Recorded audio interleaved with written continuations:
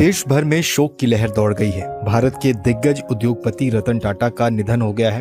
उन्होंने मुंबई के bridge candy अस्पताल में अंतिम सांस ली। रतन टाटा 86 साल के थे। पिछले कुछ दिनों से उनकी तबीयत खराब चल रही थी।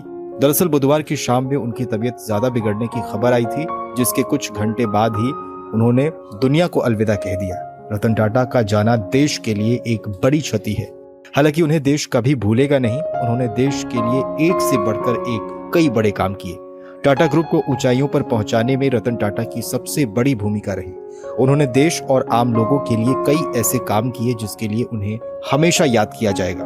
रतन टाटा एक दरियादिल इंसान थे और मुसीबत में देश के लिए हमेशा तैयार रहते थे। इससे पहले सोमवार को भी रतन टाटा की तबीयत बिगड़ने की खबर आई थी, जिसके कुछ घंटों के बाद खुद उन्होंने सोशल मीडिया साइट एक्स पर पोस्ट किया था। इस पोस्ट में उन्होंने लिखा था कि मेरे लिए चिंता करने के लिए आप सभी का धन्यवाद। मैं बिल्कुल ठीक हूँ, चिंता की कोई बात नहीं है। मैं बढ़ती उम्र से जुड़ी बीमारियों की रूटीन चेकिंग के लिए अस्पताल आया हूँ, लेकिन देश को ये दर्द अब हमेशा रहेगा कि वो इस बार अस्पताल से नहीं लौट पाए और हमेशा के लिए अंतिम यात्रा पर निकल पड़े। अरबपति कारोबारी और बेहद दरियादिल इंसान रतन टाटा 86 साल के थे। 28 दिसंबर 1937 को उनका जन्म हुआ था।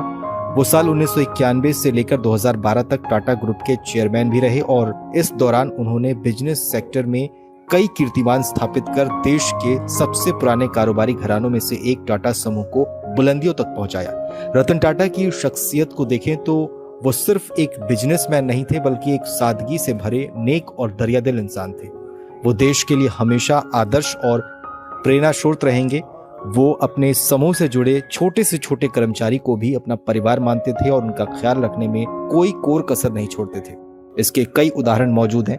गौरतलब है कि रतन टाटा को 1991 में ऑटो से लेकर स्टील तक के कारोबार से जुड़े समूह टाटा समूह का चेयरमैन बनाया गया था। चेयरमैन बनने के बाद रतन टाटा ने टाटा ग्रुप को एक नई ऊंचाइयों पर पहुंचा दिया। उन्होंने 2012 तक इस समूह का नेतृत्व किया, जिसकी स्थापना उनके परदादा ने की थी।